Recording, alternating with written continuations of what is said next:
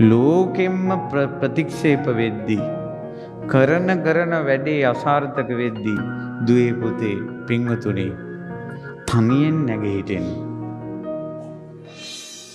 ලෝකේ ප්‍රශංසාවක් අපිට ඕනේ නැහැ. ජීවිතේ බේර ගන්න උත්සාහ කරන්න. මැරෙනකල් ජීවත් වෙන්න. බලෙන් මැරෙන්න එපා. උත්සාහ කරන කෙනා දෙමව්පියන් ණය නැහැ. උත්සාහ කරන කෙනා දෙවියෙකුටවත් ණය නැහැ. වීරිය කරන කෙනා මේ ලෝකෙට බරක් නෙවෙයි. වීරිය කරන කෙනා මේ ලෝකෙට ආශිර්වාදයක්. ප්‍රශ්න වලට මුහුණ දෙන්න.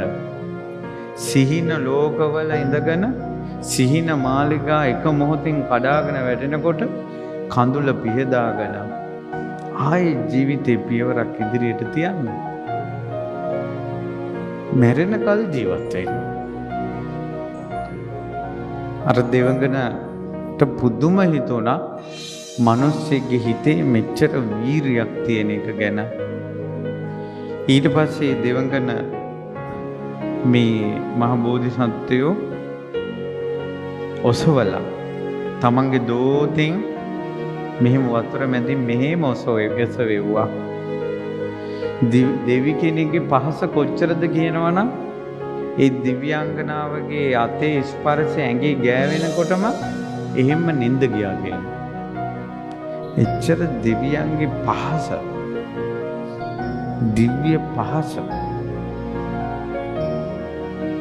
ඔහොම දිව්‍යාංගනාවෝ 60000ක් උපස්ථානෙට ඉඳිද්දින් ඒ දිව්‍යාංගනාවෝ 60000යින්ම වෙන් වෙලා බ්‍රහ්මචාරීව තමයි අඟුලිමාල තෙරුන් වහන්සේගේ ධාතුන් රකින්නේ. අඟුලිමාල ධාතුන් රකින්න දේවතාවා.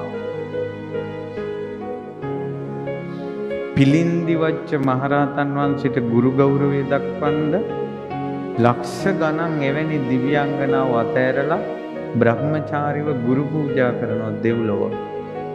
ඒ දෙවිවරුන්ගේ හිතේ හයිය කොහොම එකක්ද? අභිමානය කොහොම එකක්ද? පුරුෂ පරාක්‍රමය කොහොම එකක්ද?